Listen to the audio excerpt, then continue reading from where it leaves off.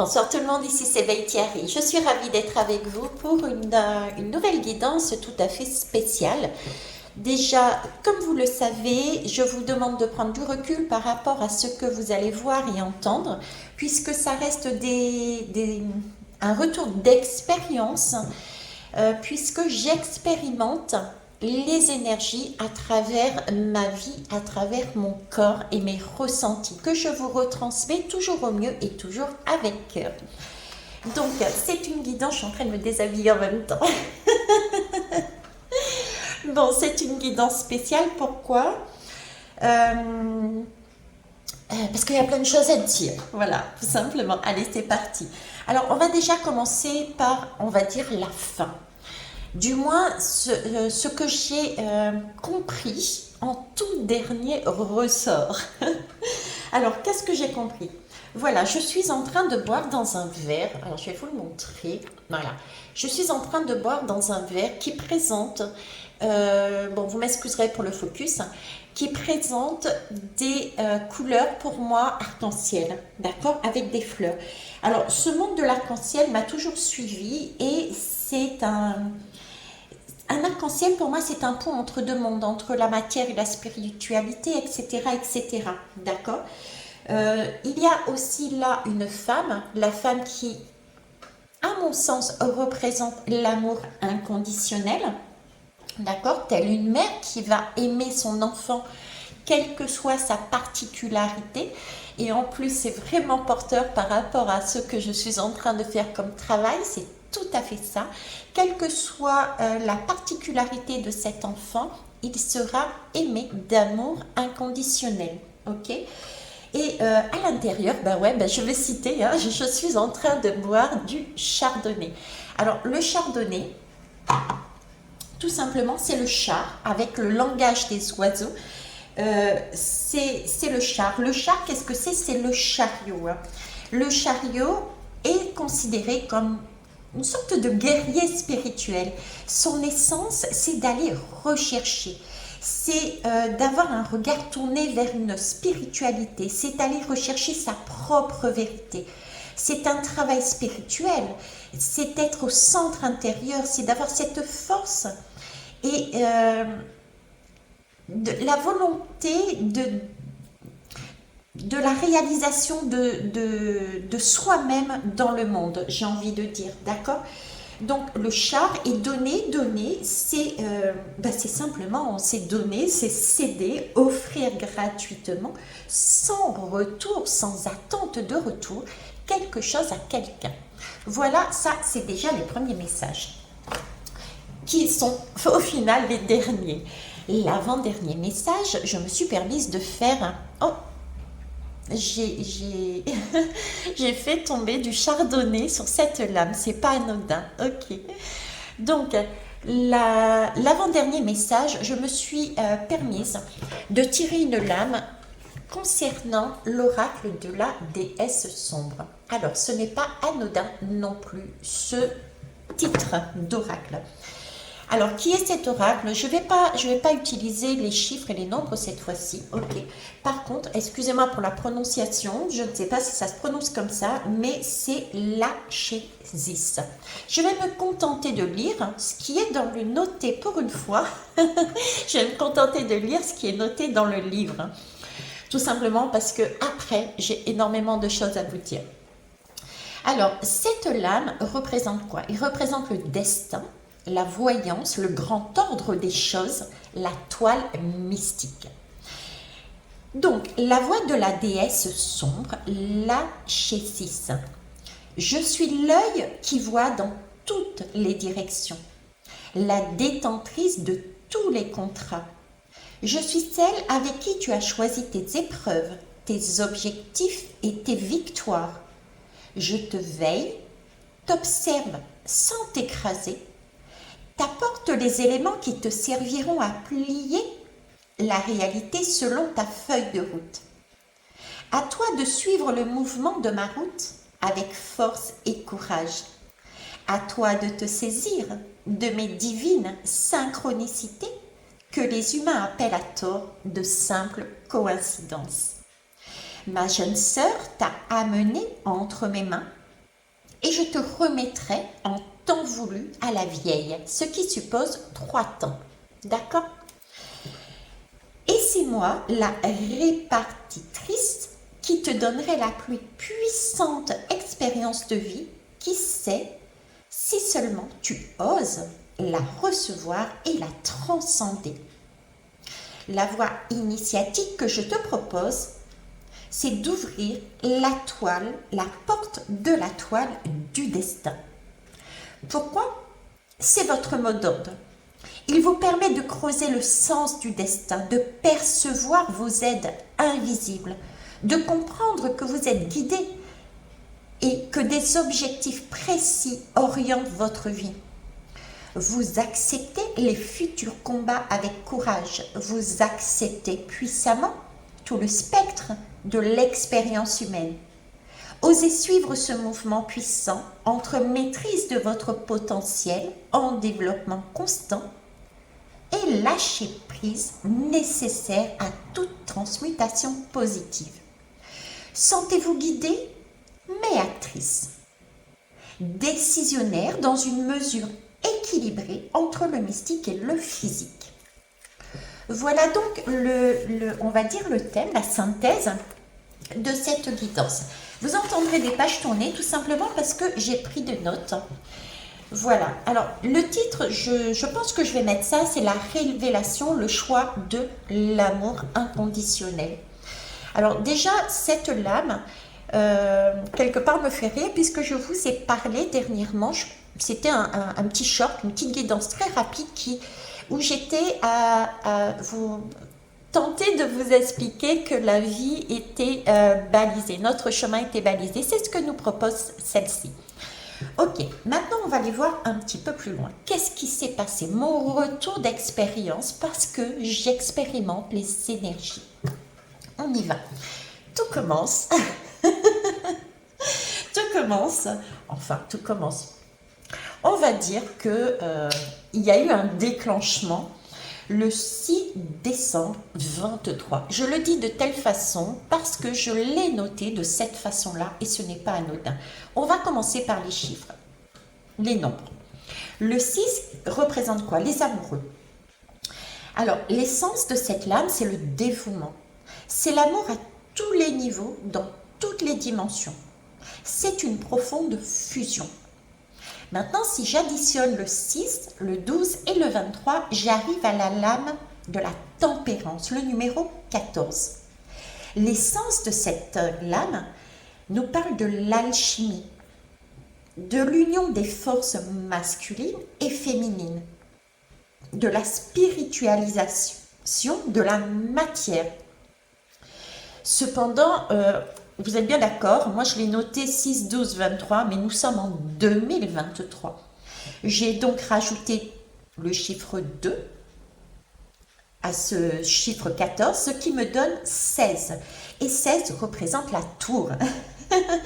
L'essence de la tour, c'est quoi? C'est la tempête, c'est le changement abrupt. Ce sont des murs intérieurs et extérieurs qui tombent, ce sont des valeurs, des concepts, des idées qui tombent. C'est amusant puisque tout dernièrement, je vous parlais justement que je ressentais, et j'avais d'ailleurs, entre guillemets, par hasard, croisé sur mon chemin un métal qui m'avait poussé ces énergies à acheter une apatite. L'apatite, je vous rappelle, j'ai fait la guidance dessus, c'est une apatite bleue, sert à calmer et guider les personnes qui succombent facilement, qui se laissent submerger par les émotions et le stress. Elle absorbe la négativité tant des autres que de soi-même. Elle renforce la confiance en soi, la motivation et la volonté de poursuivre ses ambitions. L'apatite fait travailler quel chakra? Celui de la gorge, de la communication, mais aussi celui du troisième œil, ainsi que le plexus solaire. Ok. Pardon, ça c'est pour les chiffres. Ok. Alors, le 6-12, qu'est-ce qui s'est passé? Le 6-12, je travaillais en tant qu'intérimaire, puisque je suis intérimaire. dans un foyer. D'accord? Donc, je suis intérimaire. L'intérim, qu'est-ce que c'est déjà? C'est un travail temporaire. C'est un espace-temps, un intervalle de temps pendant lequel une fonction est vacante et elle est exercée par une autre personne. Donc, en l'occurrence, ce jour-là, pour moi, pour mon expérience, c'était moi qui exerce cette fonction-là. Donc, j'ai mon boss qui me dit, Veille Carré, tu travailleras ce jour-là en tant qu'intérimaire dans la section les lavandes. Ok, très bien. Les lavandes, qu'est-ce que c'est? Les lavandes symbolisent la fraîcheur, la pureté, le message de calme et de sérénité. Oh oh, ça me fait penser à la tour, ça me fait penser à l'apatite où je vous disais qu'il allait y avoir un sentiment de submersion par les émotions. Ok? Donc là, on me demande déjà de prêter moi attention à ne pas être dans ce type d'émotion et de faire passer aussi le message, attention, il va y avoir ce type d'énergie qui risque de passer dans nos vies. Chose qui a été faite d'ailleurs. Ok, ça c'est pour le 6. Le 10, 12, 23, j'ai également travaillé, toujours en tant qu'intérimaire, dans une section qui s'appelle les coquelicots. Les coquelicots nous parlent de quoi? C'est un symbole de résilience. Il incarne la force qui peut se cacher derrière une apparente vulnérabilité. C'est un message de réconfort. On est capable de surmonter toutes les épreuves. C'est ce que nous dit le coquelicot. Donc, ce coquelicot est en train de me dire, voilà ce que tu vas vivre. Voilà ce que tu dois retransmettre aux personnes qui écoutent et aux personnes qui seront en face de toi. Le 10, 12, 23. Le 10, de quoi il s'agit? Le 10, c'est la roue de fortune. Et l'essence de cette roue de fortune, tenez-vous bien, c'est la résilience. C'est un changement, une énergie positive qui arrive. C'est un début d'un nouveau cycle. Le 10, 12, 23, en additionnant, nous donne le chiffre 9, qui correspond à l'ermite. L'essence de l'ermite, c'est un temps d'incubation, de détachement, de retrait, voire de solitude, de manière à être dans un état de contemplation. Si je rajoute là-dessus les deux, puisque nous sommes en 2023, j'ai là, selon certains tarots, soit la force de vie, dont l'essence même est l'extase, l'envie, la plénitude absolue des sentiments, et pour d'autres tarots correspond au jugement, qui parle de balance. Et l'essence, c'est la perception intérieure. C'est attendre, c'est encore aussi un changement, c'est une transformation, c'est reconnaître les illusions. Waouh! Moi, je trouve que c'est pas mal. On a déjà pas mal de messages là qui m'ont montré différents signes et ce qui allait se produire dans ma vie qu'il me faudrait vous retransmettre également parce qu'il y a possibilité que ça intervienne aussi dans la vôtre. Ok? Très bien. On va continuer. Nous avons donc là. Ensuite, qu'est-ce qui s'est passé? Le 12, 12, 23. Le 12, 12, 23, eh ben, il y avait la lune là. Hein, il y avait cette fameuse lune qui passait. Ce jour-là, et ben, je sais pas, j'avais un sentiment de stagnation et en même temps d'évolution. J'avais quelque chose de... comme si j'étais dans un entre-deux, comme si j'étais dans un couloir, c'est-à-dire un couloir, derrière moi, j'avais quelque chose de très sombre, devant moi, j'avais quelque chose de très éclairé, mais j'étais vraiment entre deux mondes, ce qui me fait penser du coup à justement ceci. Hein. D'accord? Donc, d'ailleurs, j'ai ce jour-là essayé, tenté de faire une guidance à votre destination et honnêtement, je n'ai pas réussi.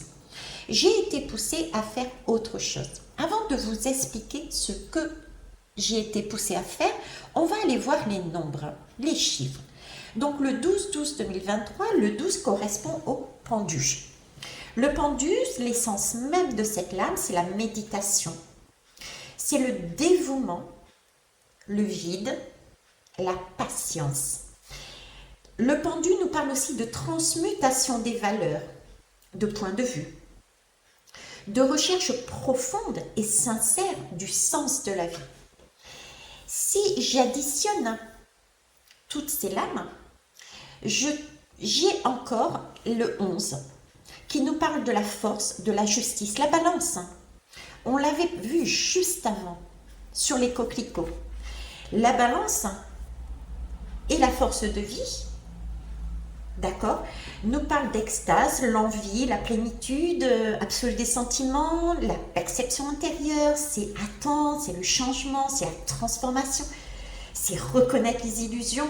Bref, voilà, j'ai tout ça, ok. Maintenant, à ce 11, je vais ajouter 2023, le 2, et je tombe sur la lame du 13. Le 13, mine de rien, c'est la lame de la mort. Et l'essence de cette lame nous parle de la mort et du devenir d'un processus, d'un détachement du passé. Nous parle d'abandonner d'anciens schémas, d'anciens dogmes, d'anciennes valeurs. Il y a un relâchement au plus profond de soi, une réflexion intérieure et un retour en soi. Waouh! C'est phénoménal. Donc ce jour-là, j'ai vraiment quelque chose de ce couloir entre deux qui me pousse à agir. Alors, je suis déjà, il faut que je vous le dise, je suis où? Je suis dans un appartement qui est fermé parce qu'il fait froid. D'accord? Et dehors, il y a un chien. Ce chien n'est pas le mien. Donc moi, je suis toute seule dans l'appartement, le chien est dehors et les maîtres du chien ne sont pas là. Ils sont à l'hôpital. Ok? Ça, c'est important à savoir. Ok. Donc, je suis poussée parce que je sens que il y a un mouvement de flottement, il y a une évolution. Et pour ceux et celles qui me suivent un peu, vous savez que j'ai en face de moi 3 miroirs avec des forces différentes et des attractions différentes. Je me suis donc adressée à celui qui a plus de puissance, plus d'attraction pour moi. Alors attendez, je vais redresser la bougie afin de ne pas mettre le feu à l'appartement, ce serait ballot.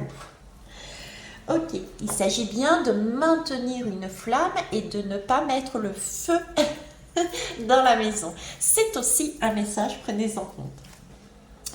Ok, donc j'ai 3 miroirs et je décide dans ce moment de stagnation, sachant qu'il y avait quelque chose qui arrivait, qui devait évoluer, je demande à l'un des 3 en fait, une image pour valider le ressenti que j'avais.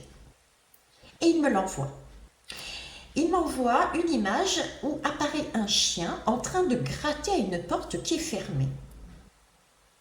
Tout de suite, je valide l'image, le ressenti que j'ai en moi est exactement celui que j'ai sur cette image, à savoir, moi en train de chercher un amour, mon amour. Comme tout le monde, je cherche l'amour véritable, l'amour inconditionnel. Ok?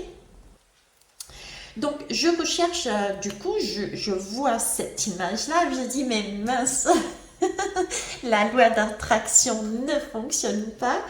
Je suis ballot et en plus, j'ai pas vraiment ce sentiment d'avoir de réponse. Donc, je pousse ce miroir à me donner une réponse claire.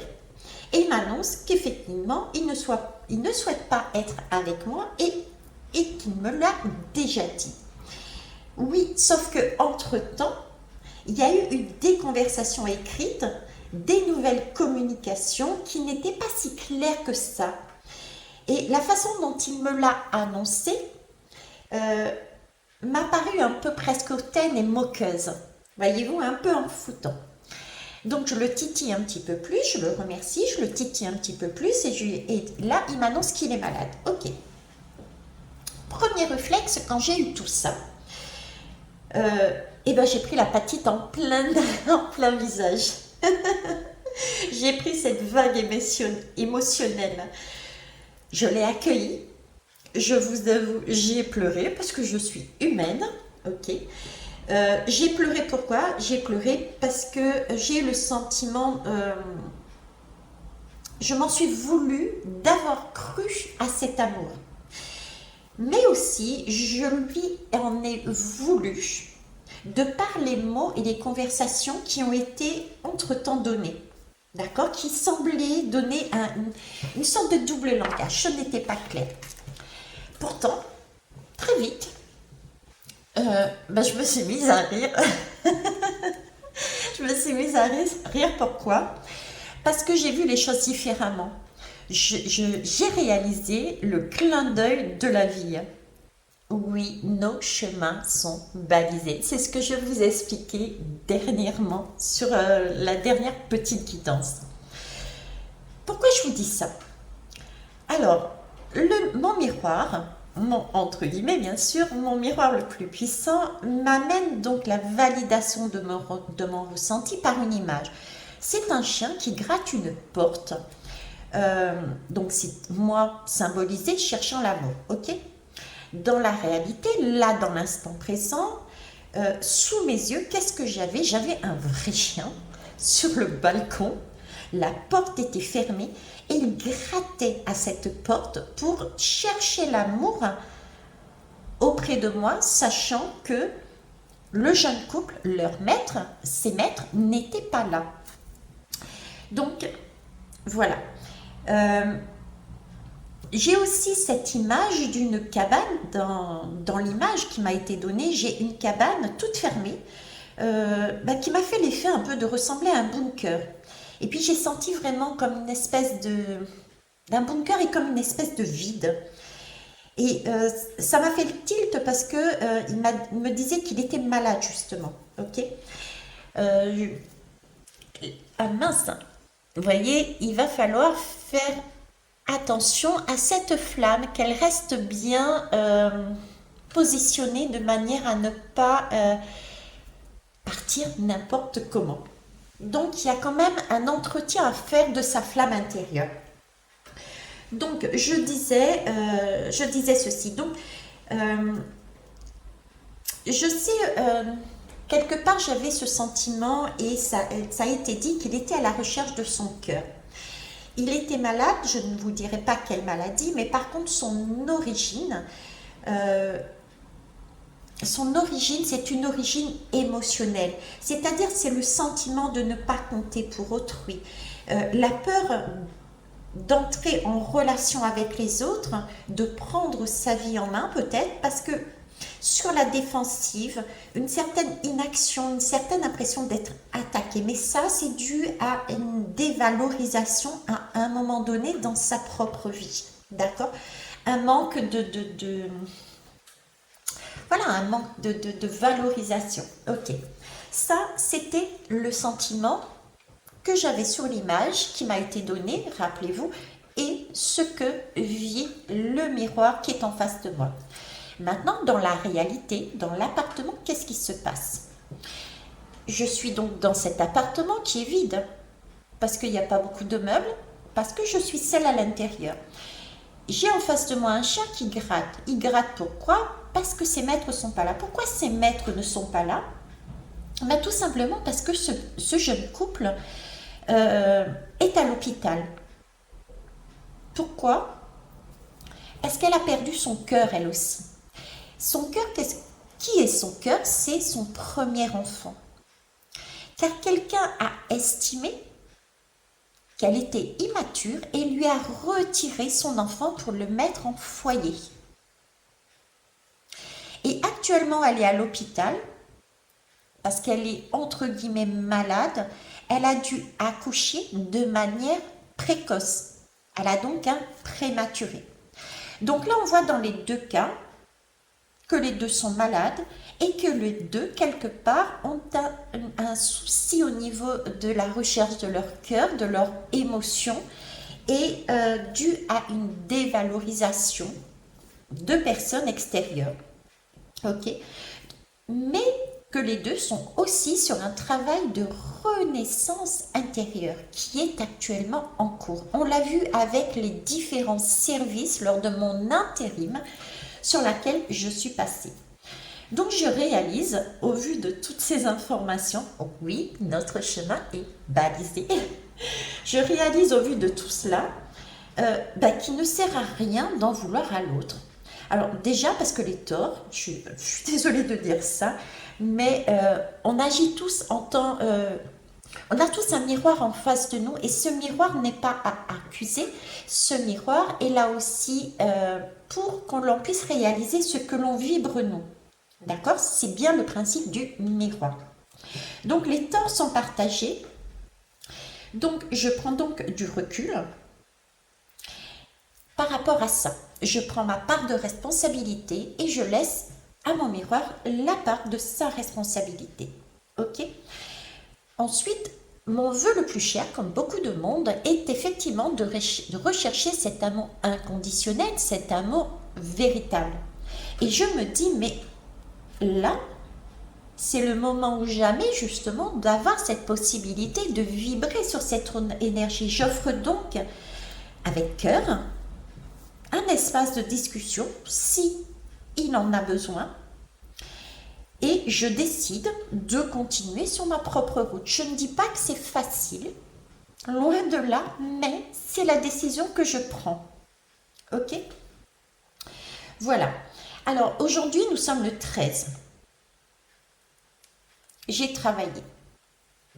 Mais hier, le 12, lorsque ça s'est produit, j'ai mon boss qui m'appelle et qui me dit « Vétiaré, je te propose de l'intérim, attention, au service Les Bleuets. » Alors, c'est le service le plus ardu. De par les pathologies de ces jeunes adultes, voire de ces adolescents. Ok. Et comme quoi vraiment le chemin est vraiment balisé. Attendez. Comme quoi vraiment ce chemin est balisé. Ça fait 3 fois que je le remets en route. Et là, il vient de s'ancrer dans la matière. La flamme vient de s'ancrer au fond, dans la matière. C'est superbe. Merci. Donc, dans ce service qui est donc le plus dur par rapport aux pathologies qui sont autant psychologiques que physiques, d'accord? En plus, ils sont 6 au total. 6, c'est la lame que nous avons vue au départ, celle des amoureux. Je ne reviens pas dessus, ok? Donc, les bleuets, qu'est-ce que c'est aussi? Les bleuets, c'est également une plante, une fleur, et son symbole... c'est un symbole qui illustre la solidarité envers le monde des combattants. Donc ça, j'apprends que je travaille demain temporairement, toute la journée, sur ce service, avec cette connotation. Donc ça me valide à l'instant T, ça me valide, oui Veitiaré, tu as bien fait de te reculer, de prendre ta partie qui t'appartient, ok, et d'ouvrir un espace d'écoute si besoin. Parce qu'effectivement, autant toi, parce que tu t'es pris une vague émotionnelle, que ton miroir, il y a de l'ordre d'avoir une certaine solidarité, parce qu'il y a un combat quelque part à avoir sur soi, sur les illusions, sur notre mental, sur notre façon de voir la vie actuellement. Ok.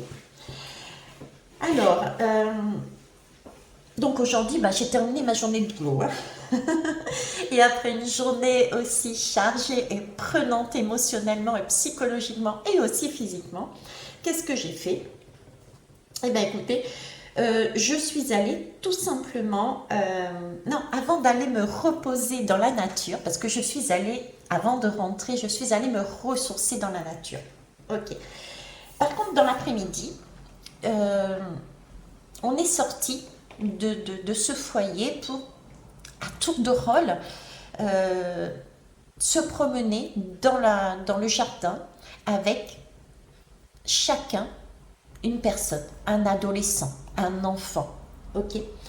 Et là, j'ai eu une chanson que j'avais déjà eue de ce miroir qui est, pardon, L'été indien de Jodassin. Elle m'est passée en boucle. Je me suis dit, ok, je suis encore sur un reste de vague à l'âme d'hier, chose qui est normale puisqu'on ne peut pas non plus être des surhumains et des surhumaines. En tout cas, moi, je ne suis pas. Ok. Et là, peu de temps après, mais vraiment, dès que c'est passé, ça a dû tourner en boucle, peut-être aller facilement 6-7 fois. Je l'ai même chanté haut et fort, hein, avec le jeune et la jeune que j'ai accompagnée lors de ma balade dans ce jardin. Mais tout de suite après, j'ai fredonné un air, mais j'étais incapable, je savais que je le connaissais, mais j'étais incapable de savoir quelle était cette chanson. J'ai donc demandé à ma collègue d'écouter l'air que je chantais, mais elle me dit, mais Veitiare, ça, c'est Ce rêve bleu d'Aladin. Ah, je dis, mais mince, oui, effectivement. Bon, mais écoutez, là-dessus, avec ces deux chansons, je vous laisse faire votre propre interprétation individuellement. En attendant, moi, je l'ai ressenti comment? Effectivement, il y a bien quelque chose qui restera dans la matière. Ça peut être soit de l'ordre de quelque chose de totalement nouveau qui arrive, soit ça peut être un renouveau. D'accord? Je vous laisserai faire votre interprétation. Je vous ai donné les deux versions. À vous, individuellement, de savoir laquelle vous correspond le mieux, celle qui vous vibre le mieux. D'accord? Je garderai la réponse pour moi concernant la mienne, parce que je ne suis là que pour retransmettre des énergies et non pas là pour raconter mes choix. Bref, après donc cette journée, je vais dans la nature pour me ressourcer, reprendre des vitamines. Et je m'arrête au bord d'un étang puisque je travaille sur le Gros du Roi. Et donc je m'arrête sur un étang et là j'ai un magnifique paysage que j'ai pris en photo, que je mettrai peut-être si j'ai la possibilité, puisque j'ai pas mon ordinateur mais j'ai mon téléphone, que je mettrai peut-être en photo d'accueil, on va dire, des flamants roses avec un magnifique coucher de soleil derrière. Donc encore une fois, un coucher de soleil. Le 13, 12, 23, je ne reviens pas dessus, mais c'est la lame du 13. Donc on nous reparle encore là d'un changement, d'accord, de schéma. On nous reparle de réflexion d'intérieur et de retour à soi. On nous parle également en additionnant du 12. Donc le 12, c'est le pendu. C'est donc une transmutation des valeurs, de point de vue, et une recherche profonde et sincère du sens de la vie. Et c'est aussi, si je rajoute le 2 de 2023, je retombe sur la lame du 14. Le 14, c'était celle de la tempérance qui parlait de l'alchimie, de l'union et des forces masculines et féminines. D'accord? C'était l'union des forces masculines et féminines, donc un équilibre. Ok? Je tourne la page, on entend piou, le bruit. Je disais donc, je me ressource et là j'ai un superbe paysage de ce fameux coucher de soleil et des flamants roses. La symbolique du flamant rose, tenez-vous bien, se représente l'équilibre. Notamment, attention, entre le travail, la matière et l'amusement et l'amour. Le flamant rose nous apprend à prendre du recul également sur nos émotions. Et padadam, il est aussi associé étymologiquement au phénix, qui inspire le renouveau et le courage. C'est pas magique ça, quand je vous dis que la vie est magique, il suffit de vivre en conscience et nous obtenons tous les messages dont nous avons besoin pour avancer sur notre route. Nous sommes protégés. Ok? J'en suis là quand j'en suis dans mon écriture, pour ne pas m'y perdre, quand je regarde l'heure et là, je tombe sur il est 18h18. C'est une heure miroir. Avant ça, le 18, c'est la lune. La lune nous parle de quoi? La nuit sombre de l'âme. Nous parle d'illusion. Nous sommes bien en train de travailler actuellement sur des illusions. On nous avait parlé avec cette apatite, ces tours émotionnels de la nuit sombre de l'âme. C'est ce que je suis en train de passer, c'est ce que beaucoup de personnes vont peut-être passer. D'accord? Mais la lune nous parle aussi, son essence même, c'est le non-conscient. C'est le rêve.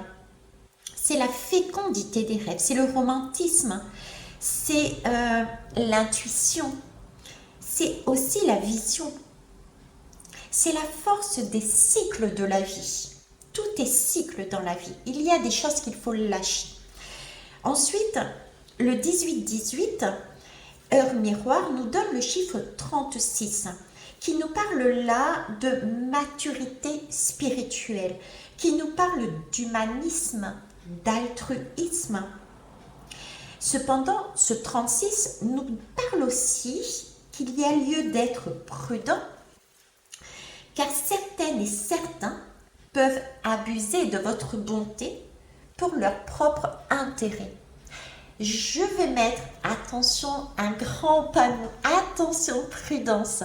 Quand je dis certains et certaines, oui, effectivement, ça peut être des personnes physiques dans la matière, mais ça peut être aussi notre mental qui revient à la charge, notre surego, cet homme intérieur à l'intérieur de nous, qui par surprotection, parce que nous avons vécu des expériences traumatisantes, agit en disant stop, n'avance pas plus, attention, danger. Donc on peut avoir les deux énergies. Voilà. Eh bien écoutez, que dire de plus? Je ne sais pas, si ce n'est que pour moi, la vie est magique. Il faut la voir de face comme un jeu, parce que c'est un jeu. Il faut la voir comme une source de messages. Pour ça, il faut être vraiment en conscience, réaliser que nous sommes tous dans une sorte de grande pièce de théâtre. Nous sommes chacun et chacune des acteurs de cette pièce de théâtre, que nous avons des miroirs en face de nous. Et ben c'est trop cool, parce que mine de rien, ce n'est qu'une illusion. Et si on vit au présent, au moment présent, et qu'on lâche prise, on avance, on avance. Voilà ce que je souhaitais vous dire. J'espère que cette guidance vous apportera ce dont vous avez besoin. En tout cas, moi, c'est mon rôle de vous transmettre ce qui se passe et ce que j'expérimente. Sur ce, je vous souhaite une belle soirée. Je vais terminer mon verre, je vais manger un bon fromage avec ça et je vous embrasse ainsi que mes 3 miroirs. Bisous, bye bye.